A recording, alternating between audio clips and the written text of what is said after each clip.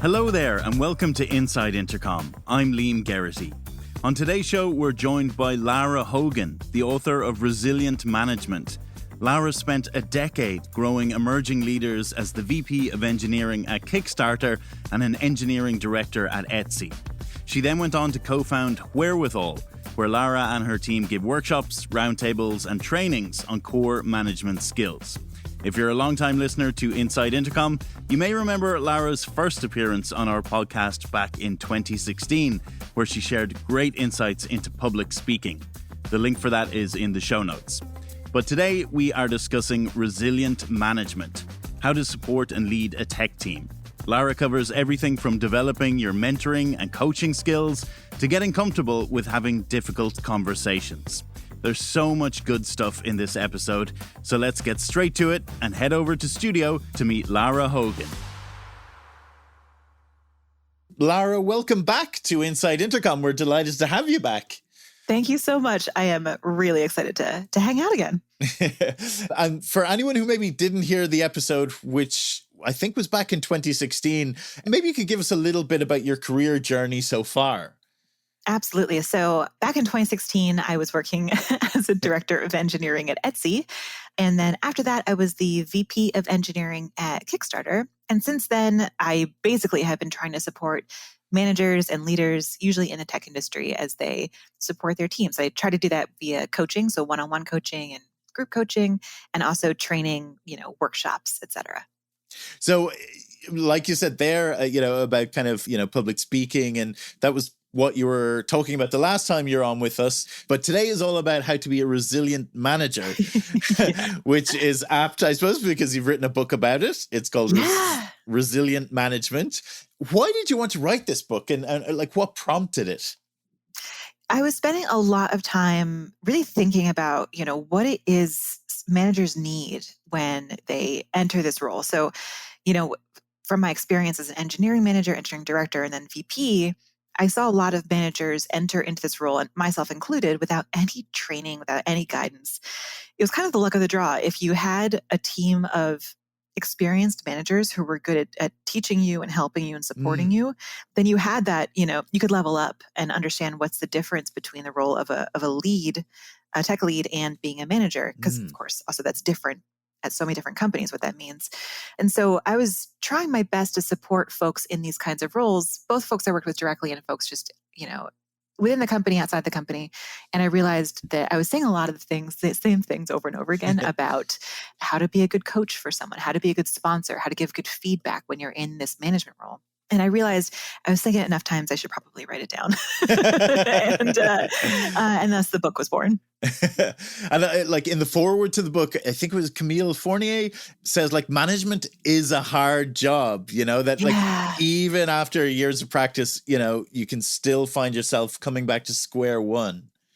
Absolutely. In fact, so in these workshops now I'm giving to tons of different kinds of managers and leaders at different companies. I talk about a lot of the things that I touch on in the book. And what I'm seeing is that folks at any experience level tend to still learn something new. For example, mentoring versus coaching. Mentoring is giving your advice, sharing your perspective, suggesting things somebody could try. Coaching is about asking open questions to help someone connect their own dots. And even in these very, very experienced leadership rooms, I still work with folks that are mind blown by the idea that maybe offering their advice, offering their perspective is not the most helpful thing for somebody. It's awesome to see folks in lots of different disciplines and lots of different levels really be able to level up their own skills in supporting people around them.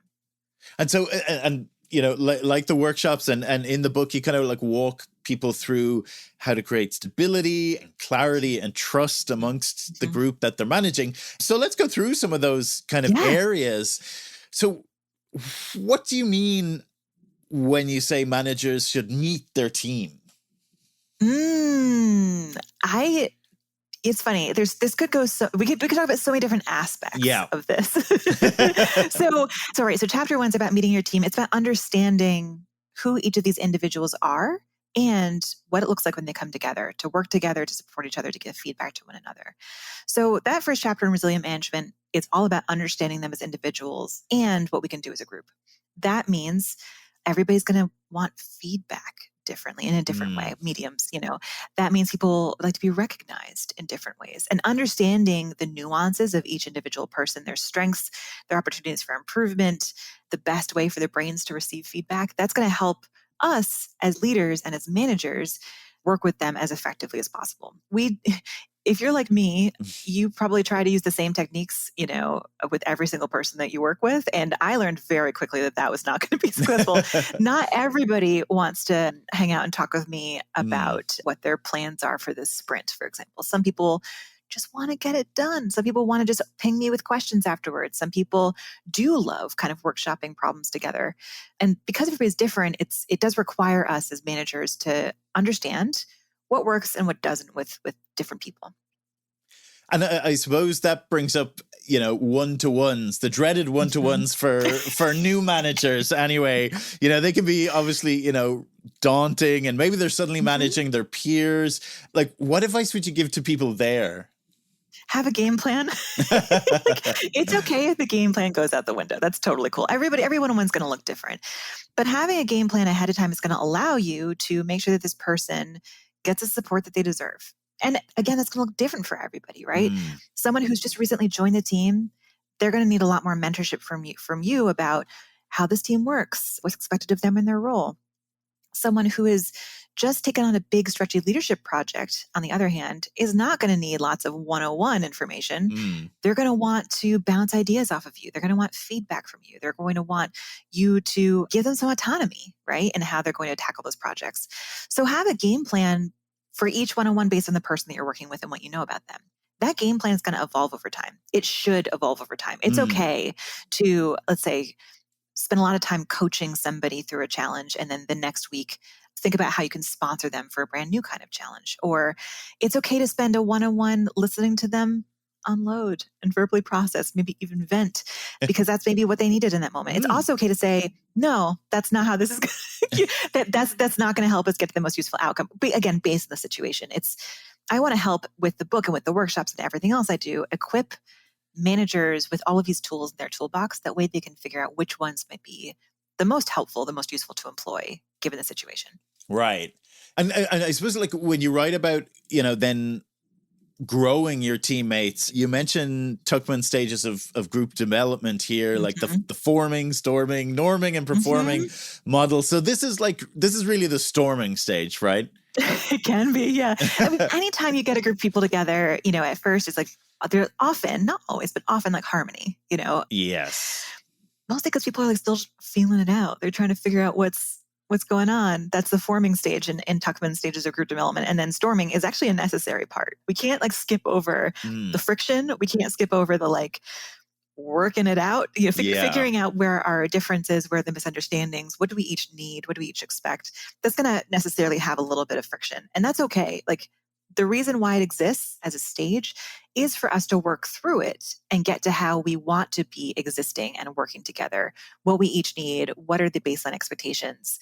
Basically, we need to have a little bit of friction, a little bit of confusion, a little bit of clashing even, which can look very different situations, in order to make it to a more healthy group dynamic. Now, I'm not saying that toxicity is necessary to healthy groups. I'm not saying that tons of conflict is necessary to lead a healthy team. But I just want to set expectations here. If you've got some storming, treat it as learning opportunity. Treat it as okay, let's figure out what we each need and how we can work together. I give a couple of examples of tools you can employ to identify that conflict, how we can notice it, and how we can kind of dig into it and see what folks are feeling, what people need. And like you said, it is, obviously not huge amounts of it, but it's just natural, normal that at this kind of stage that you would have a little bit of friction. You got it. In order to kind of figure out what we actually all are here to do together. Friction can look like, okay, now let's get really clear about what our team mission is. Friction can be like, okay, we all are disagreeing about what we're here to do. So let's figure out that path forward. Friction can be, I don't like how someone's commenting on my code reviews, right? Okay, that's important for us to figure out. Okay, what does good feedback look like? What does healthy feedback look like? How can we make sure everybody has the skills and tools that they need to give really powerful, helpful feedback? It could look like so many different things. And again, like you said, it's a natural part of how we kind of figure out how we're going to work together. And you kind of talk about like these 4 different hats. You mentioned kind of before earlier, like coaching and sponsoring. Like, can you tell me a little bit about these 4 different hats that, you know, a manager may end up wearing, you know, during this kind of growth for your team?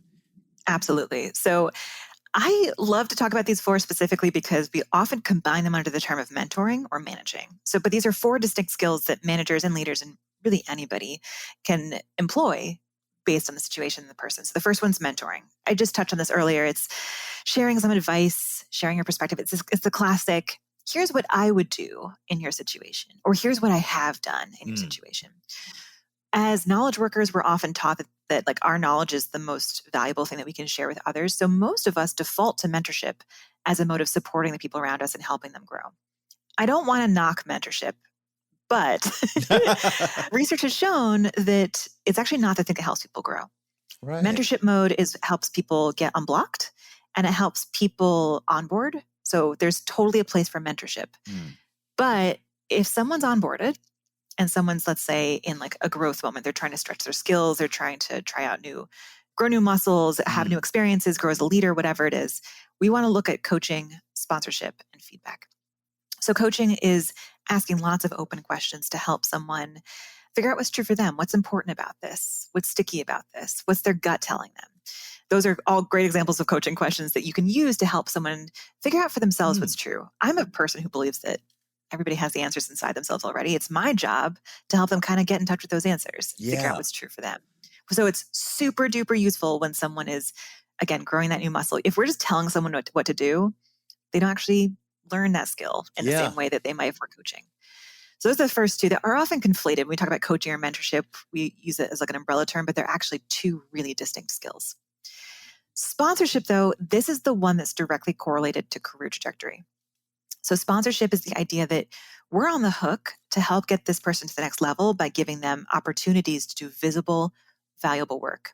You've probably already had a sponsor in your career, even if you didn't recognize it that way. And you've probably been a sponsor to other people too, even if you didn't know it at the time, right? Anytime we suggest that someone work on a high impact project or put them up for writing a company blog post or shout them out in some, big group meeting, that's all different forms of sponsorship. And again, it's the one that's more directly correlated to people getting further in their careers.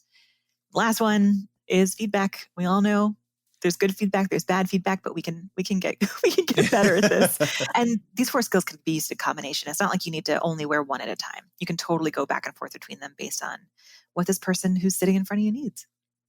Yeah, and like feedback is such an interesting one. I mean, when I joined Intercom, like feedback was such an interesting area because I had come from being a freelancer and I'd been on my own, working for myself. But then suddenly I was in this environment where, at Intercom, we really care about feedback and giving feedback, to help people. But it can take a little bit of getting used to if you're not used to it.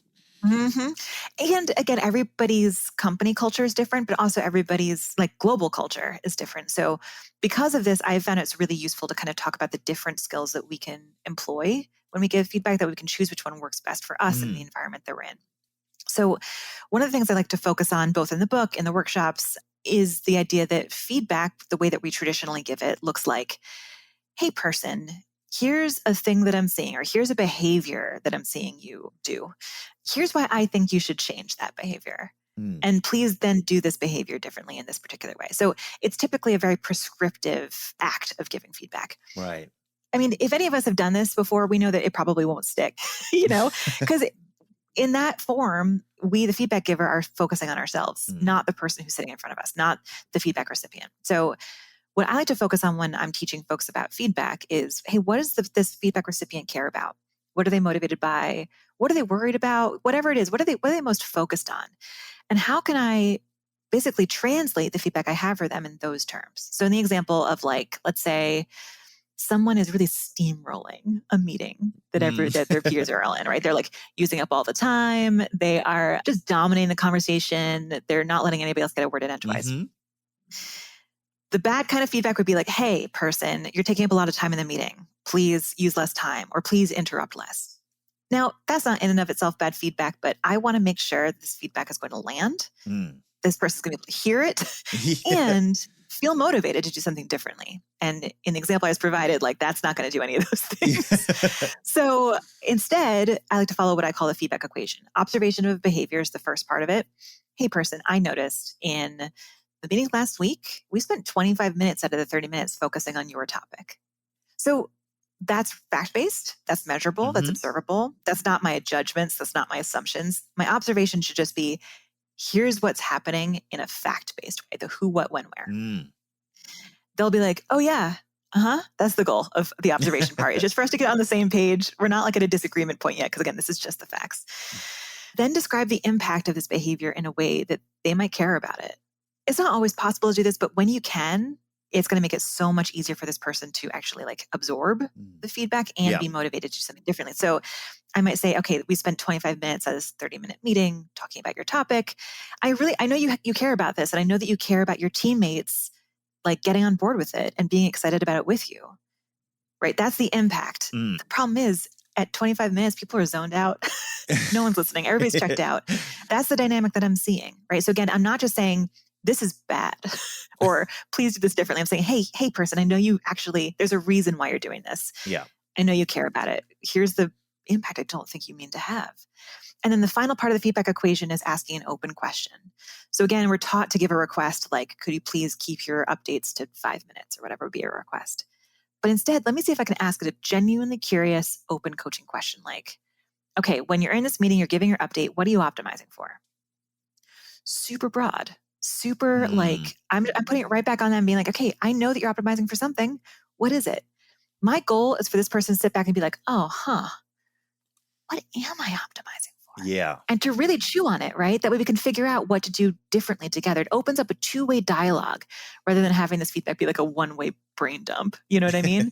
And so with this kind of formula, we can hopefully get to feedback that's, again, going to land, be digested by this person. And if you've nailed the fact-based observation, they're not like disagreeing, and you've nailed the impact that they care about, they're already motivated to do something differently. You don't need to make a request, right? Yeah. It's so hard to give feedback that's actually going to be heard by this other person, but I promise with a bunch of practice and thinking about it from their perspective, it can go way easier than the hey, I have a request for you version. Yeah. You'll get there. And I suppose that brings us on to kind of, that area of setting clear expectations. And, obviously it's a really important area for managers. What are some of the things people should do to like go about that? Oh my goodness. I like to think about this as like a balancing act between using empowerment skills, like we've talked about coaching, sponsorship, and being directive and prescriptive. So it's a fine line. I like to think of it kind of like as a spectrum where empowerment's on one end and directives on the other. Based on the situation and the context, we might choose to be really empowering when we're setting expectations, or we might choose to be really prescriptive. It's going to really depend on the people who are involved, the amount of urgency, who we are as a leader, how people react to us, and just kind of the general context. Even within the same conversation, you might go back and forth between being like, okay, here's what needs to happen, which is prescriptive, and then empowering. All right, how should we go about tackling this? So in the book, I talk about a whole bunch of different skills that we can employ to do either one. But again, coming back to setting expectations, it's important that we like know our audience and know the context so we can know how to set expectations effectively. And your team will really appreciate it as well. They tend because they want choice, they want autonomy, and also they want clarity about our direction. They want to understand, what they're being measured on. What's our goal as a company? How can we support that goal? There's so much to unpack in there. People really do value when managers and leaders are thoughtful about choosing between when to empower the team to make decisions and, prioritize versus when a leader chooses to be prescriptive and directive about what we're here to do.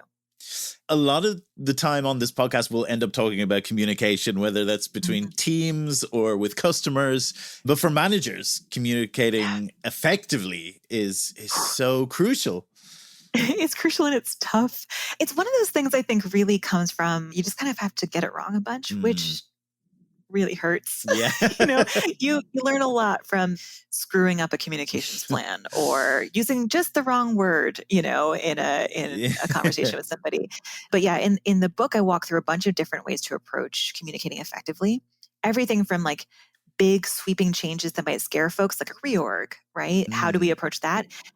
And all the way boiling down to like the tiniest little kinds of communication, little pieces of feedback that we might have, or just like an update that we might need to share with somebody. There's lots of nuance there. And again, this is going to be dependent upon who you are as a leader and the context of your team.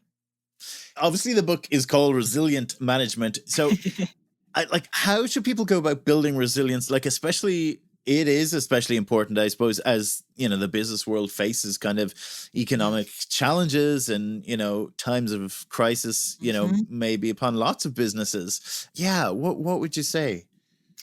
Yeah. If you think about when I wrote this book, it was before a lot of elections had happened in a variety of countries. It was before the pandemic. It was before a bunch of what I would now here in 2022 call recent unprecedented events. You can say that again. Yeah, right. I think we're all sick of the word unprecedented. And I think at this stage, we're also sick of the word resilient, which is a little bit hard now reflecting on writing a book called Resilient Management. But the skills are still really relevant, right? We, especially when we're in a manager role, it can feel really isolated. It's hard to find support systems, people who can, help us process what we're experiencing, what we're trying to figure out, give us feedback, help us vent, have a safe space to vent. It's tough because management is really often a solo experience, but also there's a lot of confidentiality involved. Right. So when I wrote the book, I focused a lot on how can we build up strong networks of support inside our organization and outside of it to help us weather, the organizational storms that we're going to face throughout our management career. And a lot of it's still relevant today. Thinking about who's come before you, who can you learn from as a mentor, as a coach, finding people who are safe spaces to just like unload, verbally process with, vent in private, that are going to keep it confidential.